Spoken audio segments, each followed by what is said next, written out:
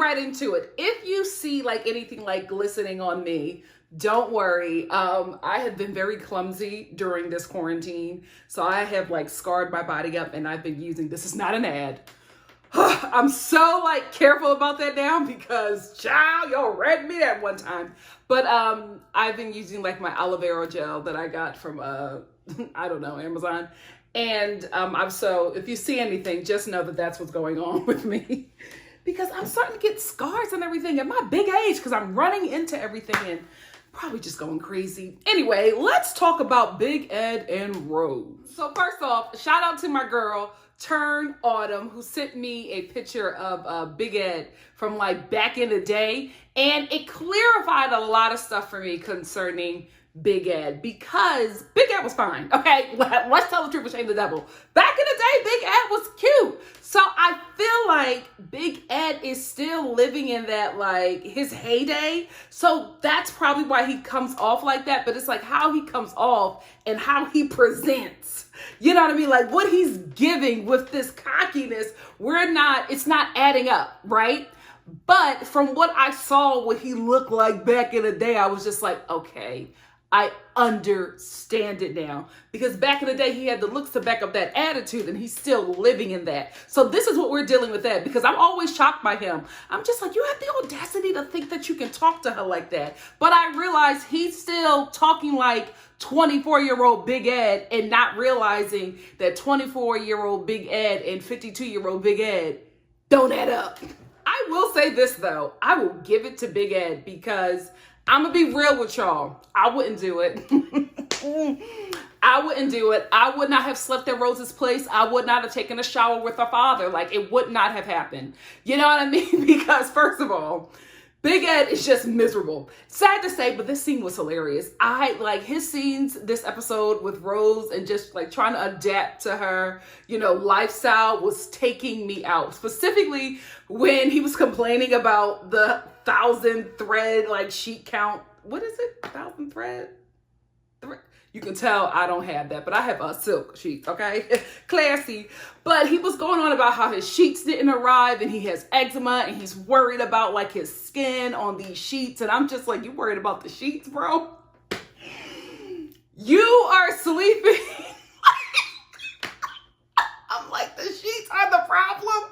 Like, this is the issue. And he was saying how he didn't get a good night's sleep because it was raining in the bed. Like, she doesn't even have a bed. She has like a mattress pad. The mattress pad got wet. And he's like, just vomiting all of his frustrations on Rose. And she's sitting there looking at him like, that sucks. Okay, like, this is her life. She's just like, it is what it is. Like, you wanted to stay. You wanted to see my life. It is what it is. She's not allowing Ed to get under her skin. How she's able to do that, I have no idea. And as we're watching like Ed complain about everything that's going on, like in Rose's place that's like bothering him, the electricity goes out. So there goes the fan and there goes the lights. And you know how he is with the heat in the Philippines. And I was just like, it just keeps on getting worse and worse and worse for this dude.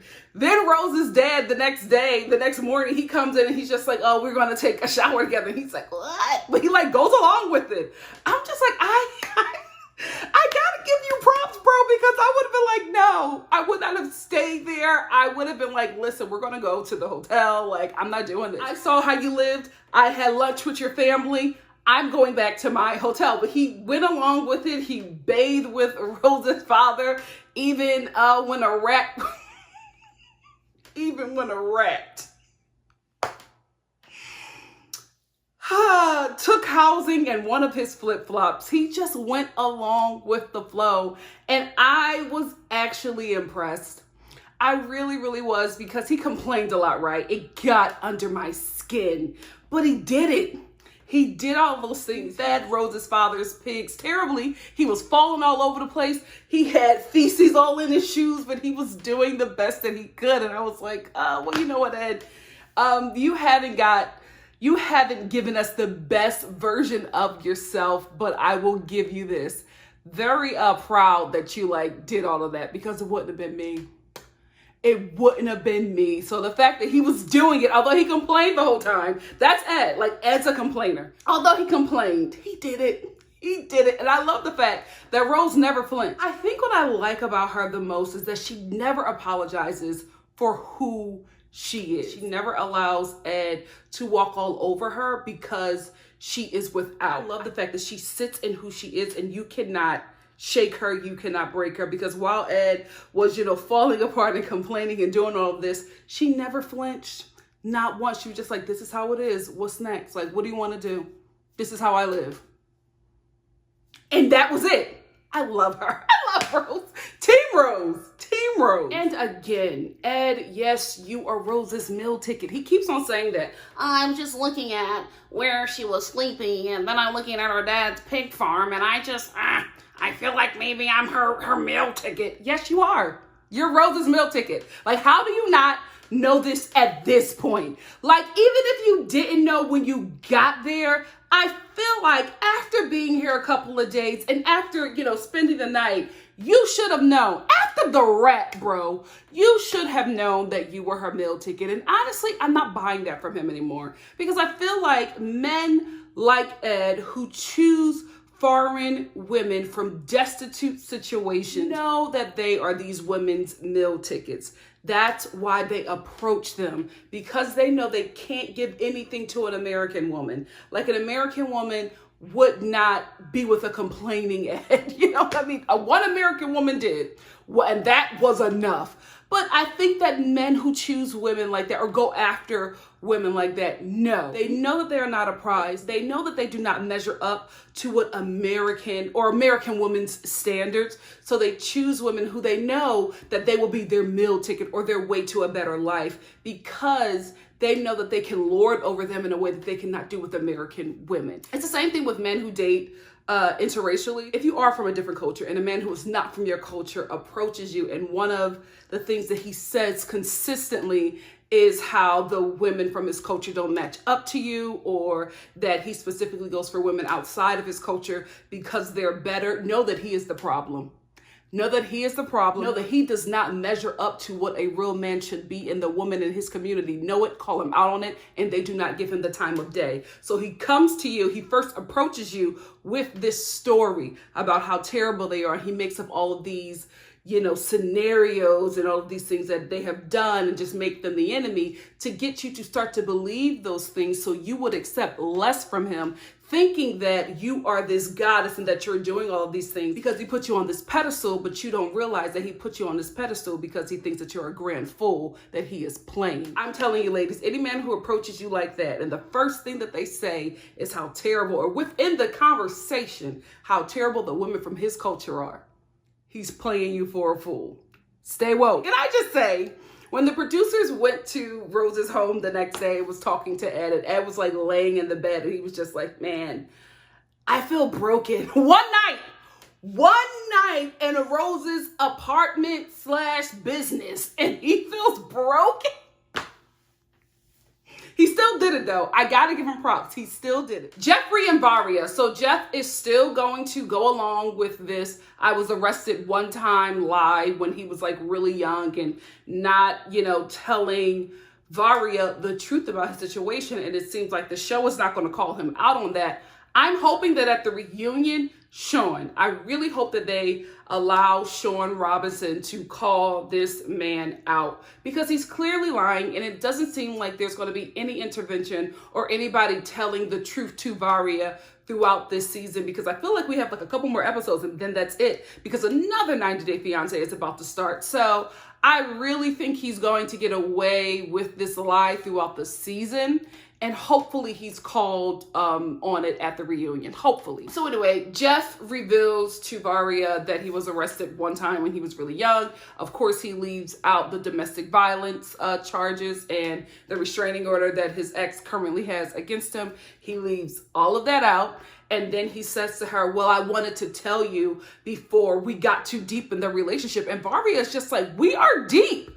You met my mom. Like, how deep can we get? You met my mother. You're literally here to see how our chemistry is before we get engaged and move to the I move to the United States to be with you. This is deep. I will say, and just call me why I called this out too. I follow her on Instagram, and I was listening to one of her, watching one of her Instagram videos, and she was just like, Varia is, she's basically doing the most. And then I watched the episode and I was just like, yeah.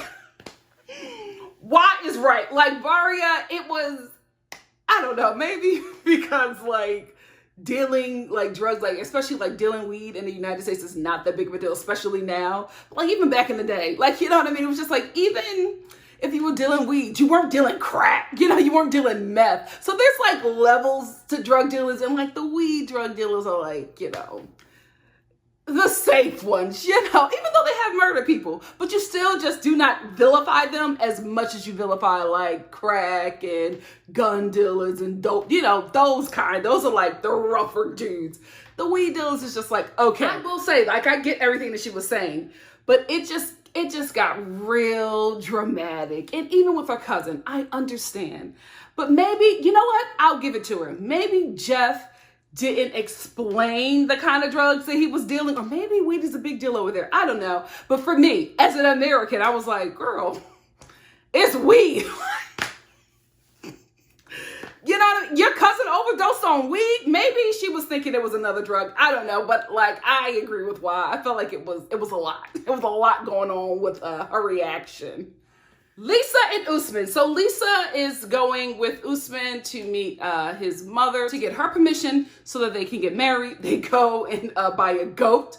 I will say, Lisa, this episode got on my nerves. Like, she gets on my nerves every episode, but I felt like she was really trying to make it a big deal that she was like this white Christian woman. I'm like, you Christian? We ain't heard this whole season. Now all of a sudden, because you are around black Muslims, you're the Christian. Okay, girl. I feel like she's an American Christian. You know, like there are Americans who are only Christian when it comes to like giving rights to like gay people. Then it's like, well, as a Christian, it's like, ain't nobody know you was a Christian this whole time. Anyway, so she's like magnifying all these things about her. And I'm just like, I don't hear anybody else saying it. I don't hear anybody else talking about you being this white, you know, Christian older woman, but you. And Usman, like he says it like it's a prize. So it's just like, I feel like she's trying to make the environment something it's not. Because she's just like, I don't know if they're going to take advantage of me because I'm this white, older Christian woman.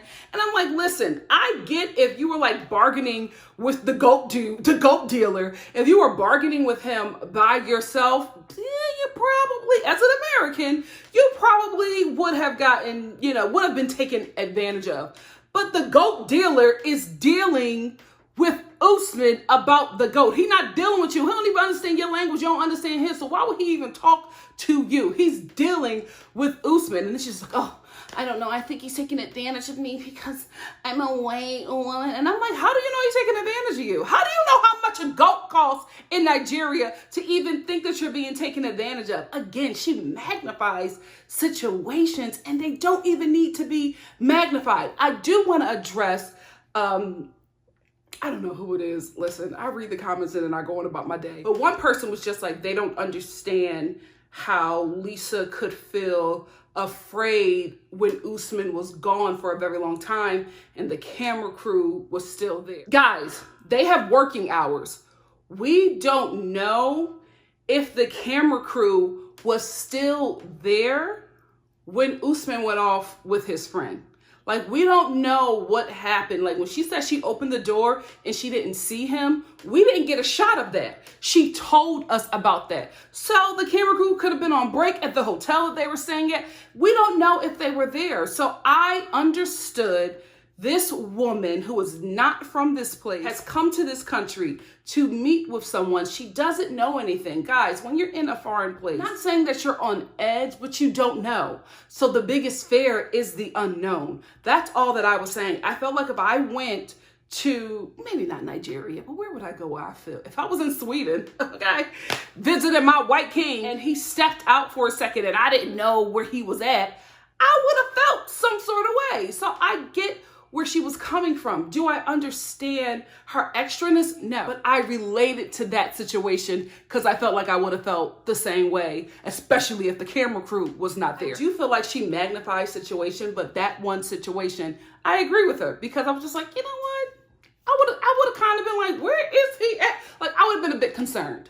Not terrified, but concerned. So after they purchased the goat, the reasonably priced goat, Lisa, who is now garbed down, okay, Usman put her in all the garb, and she makes sure to have her York, PA hoops. So they are now finally on their way to see his mother, and they arrive to his mom's home, and we meet Usman's mom, gorgeous, and his sister, beautiful, right? But let me just say this about Black people all across the diaspora. Diaspora. I'm from Philly, especially Black women. We can't hold nothing on our face. Like, our face tells the story. I don't know what it is about us. We can't fake nothing. Black women ain't fake. Like, we just cannot do it. Because Usman's mom, as soon as she saw Lisa, she was just like, I was like, mama ain't even tried. Like, ain't even tried to do like a greeting or anything. She was just like, And that's all she said the whole time. Just, And the sister, oh, the poor sister, she was trying, but you know, the mom just wasn't here for it. She was just like, I'm not okay with this. I'm not agreeing to this wedding. My Black son is not going to live in America with this older white woman, especially in America where they don't like Black people. I said, well, you better tell the truth, mama. I agreed with her. I'm like, I would feel the same way. This old, like, guys, you gotta think, this older white woman, for me, like, my son comes to me with an older white woman. I'm in Nigeria. I'm looking at everything that's going on in America, and he comes to me with this older white woman saying that he wants to marry her and move over there with her with no family. The first thing I'm gonna think is slavery. Like, I'm thinking slavery. That's probably what mama was thinking. And she was just like, I know how they treat Black men over there. I know how they treat Black people over there. I'm not sending my son to that. Makes sense.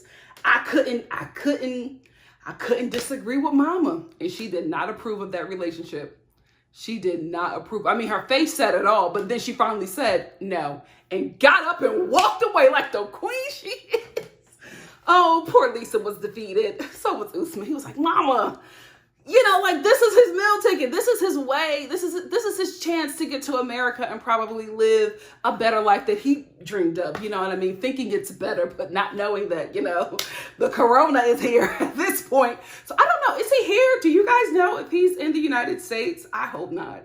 I hope you ain't here, bro. Please. Because healthcare don't like us either. You know what I mean? There's so many things in America that don't like us. Healthcare is one of them. So I hope you're in Nigeria. But the mom didn't approve, the sister didn't approve, and Lisa and Usman left defeated. I think they're going to try again. I think that Usman is probably going to talk to his mom and let her know that that he sees like the bigger picture, and this is probably a really good opportunity for the entire family. I think he's going to try to talk to her. I don't know if she's going to budge. I wouldn't. You know, as a mom, especially the things that she said, I said, this makes sense to me. Like, I got it. I don't know what he's going to say to convince her to say yes, but I think he's going to try to keep on working on his mom, because this is Usman's dream. Like, he really wants to get to the United States, even if he ends up living in York, PA. Let me stop. Let me stop doing York, PA like that, but baby. Oh, Usman. No. Capital no. She said, period. That's all, period. My son ain't going with this woman.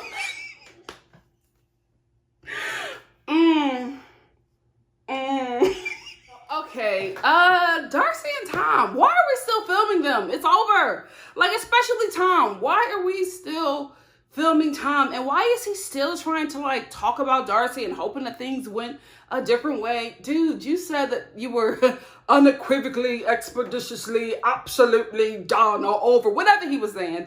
Like, why are we still getting camera time with him? I feel like we're getting camera time with him because he's going to be at the reunion. And honestly, I don't feel like Darcy or Tom should be at the reunion. Yes, they were on this season, but there's nothing happening with these two. Like, it's just like, I feel like the show put them on this season because they really have invested a lot in Darcy. And I think one of you told me that she has a spinoff coming. So I'm thinking that they just put her on this show to keep her in our face until the spinoff happens or until they put her on something else. I think that's what it is. I think this is TLC trying to keep their talent in our periphery so that we don't forget about them and that we're no longer interested. I do think that this was a poor way to keep her, in our faces, because the storyline was dragging. There wasn't anything really interesting there.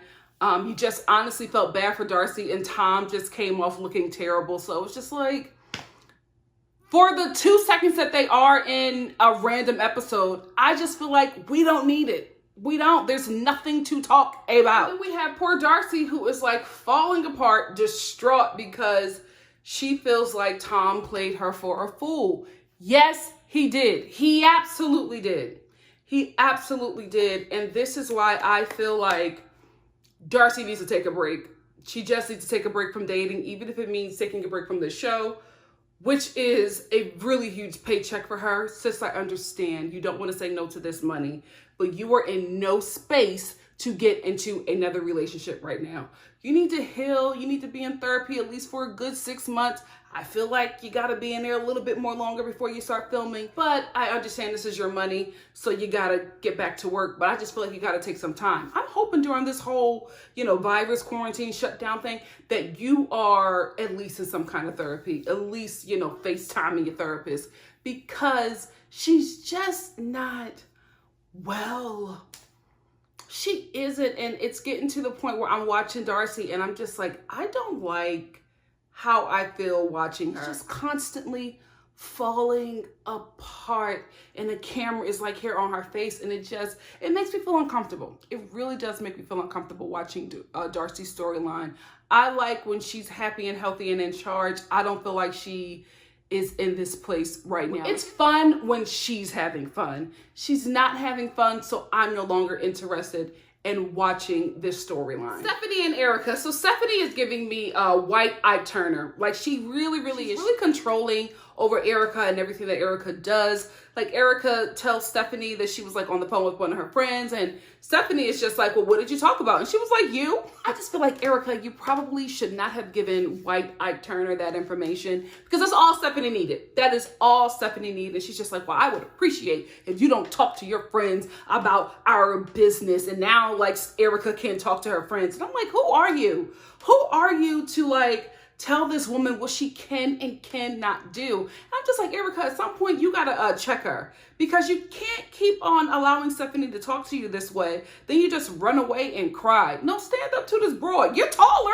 Like, what is happening here? You're taller and you're thicker. Like, you can take her in the fight. So why are you allowing her to talk down to you and intimidate you? And then you're like running out of your hotel room and crying in the parking lot. Oh no, girl. Oh no, you got to recognize who you are, especially in this situation. She came to see you. You ain't come to see her. Also, Stephanie, woman to woman, like, you know good and well that as a woman, you tell your girlfriends everything. You tell your girlfriends everything. So to be shocked that Erica was talking to her friends about the situation or the issues that you two are having, I'm like, how were you shocked as a woman? Like, okay, we tell our girlfriends everything. Sometimes to a fault, but that's just who we are. We just overshare with the girlfriends. So I just don't understand how she was upset by that or shocked by that. Now, I do get where she's just like, man, I'm about to meet these people and you're telling them, I'm about to meet one of your really good friends and you're telling them about an issue that we are having. That's going to be awkward and uncomfortable. I understand that. But who is she supposed to talk to? She can't talk to you.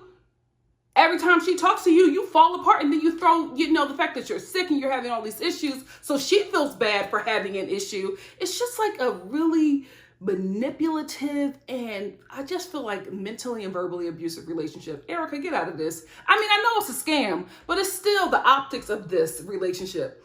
Stephanie, also, what's going on? Because I don't know about her sexuality. I know a lot of people are just like, she is not gay, okay? Especially my mom. My mom's like, this girl is not gay. She wants to be on TV. I'm like, mama, we can't say that. Or, bisexual. I'm not saying that she's not. I do feel like who she presented herself to be to Erica online, and not just online, when they talked in their conversations, because Erica is just like, I'm doing all this stuff because this is how she's presenting herself to me. I also felt like in my last review, I was just like, just because she's like this does not mean, or just because she does this as a profession, like uses her body or her sensuality as a profession, does not mean that she just wants to do this stuff all the time. That's where I was coming from. But now listening more to Erica when she's just like, this is how she's presenting herself, like when we're talking, you know what I mean? So obviously Stephanie was like really freaky, you know, and really like, you know, sexual towards Erica. So Erica is expecting all of this. She's expecting, you know, this American freak, you know, and not in a bad way, you know what I mean? Like she's expecting to get down as soon as she sees this girl with how she's talking to her. And I'm starting to feel like maybe Erica is getting played. Because I felt like before that these were two really good girlfriends who were on this show to scam, to build their public profiles. But now I kind of feel like, I don't want to say it, but I feel like we got a straight girl toying with the emotions of a bisexual woman. And now that it's time for her to deliver, she can't act on that because that is not who she is. That's how it's coming off, Stephanie.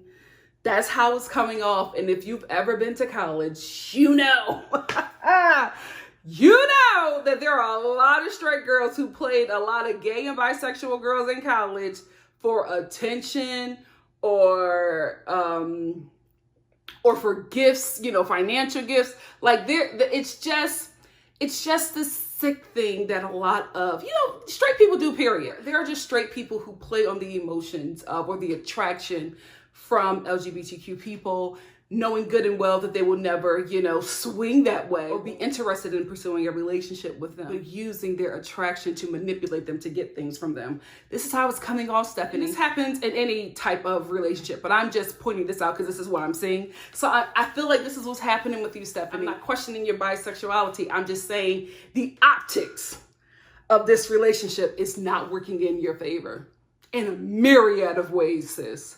Or it could be this.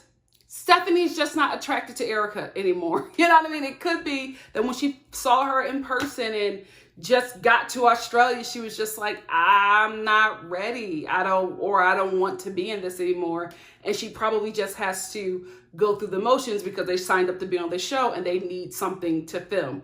That could be it as well, because Stephanie, you are really acting like you are not attracted to this girl so much that she is like falling apart. She was just like, I want somebody who wants me, and Stephanie does not want me. It's very obvious, but I think that Stephanie keeps on trying to say, oh, I'm just not ready, or just want to take things slow.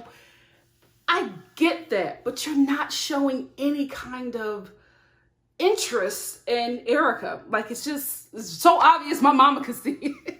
Like, girl, Stephanie, I don't know. I don't know if you're playing, I do think you're scamming. I think that if you're scamming in this way, it's not going to go well for you. It's not going to go well for you. Two communities you should never scam, because baby, you can't come back from there dragging the LGBTQ community and the Black community. Don't do it. Don't do it. And I feel like you're scamming the wrong community, sis. I feel like you're scamming the wrong community. So, for your sake, I hope I'm wrong. But what I'm getting, ooh, girl, you're going to have to do something. You're going to have to do something to turn this around. Also, one last thing, because I just thought about this, because I was about to wrap it up, and I was just like, you know what? Maybe this is Stephanie's first, same-sex relationship, and she's just, in it scared and afraid. I think maybe it was a lot easier for her to talk about it when she wasn't with Erica. Now she's with Erica, and, there has to be some interaction. And she's probably more comfortable with the interaction when the camera's on things. Maybe she just got cold feet because she realizes that she's going to be outing herself on TV. Maybe that's it. I hope that's it. I don't know, Stephanie. You're going to do something. You're going to do something, Stephanie. This ain't looking good for you, sis. Anyway, that's all that I wanted to talk about this episode. I told you, I am not covering David because, guys, even in this episode, Lana still never showed. The only thing that we got of David is him walking around Lana's neighborhood, talking to random people, showing them her picture, asking if they know this woman. No, you're not going to play me. You're not going to give me another Caesar. Absolutely not. I'm not covering this man or Miss Yolanda. They are playing. Now, I feel like Miss Yolanda is scamming, but I feel like David is getting scammed. If this other lady shows up, his friend, to scam him and, reveal that she's Lana, that's when I'll start talking about it. But until then, no. No, like, what's the point? He has no story. So what did you guys think about this episode? I had, varying thoughts. I thought it was an interesting episode. I felt like I laughed a lot with Big Ed and Rose, and I laughed a lot with Lisa and Usman. So it was a good episode. I felt like it was kind of a filler, but it was still a good episode. So let me know what you thought about this episode in the comments section below. And if you like what you see here, please like, comment, subscribe, and share. And I will see you next week for the following episode of Love After Lockup. I can't wait for that show to come back. I'm missing Love After Lockup. I really am. Anyway, 90 Day Fiancé. Love you guys. Bye.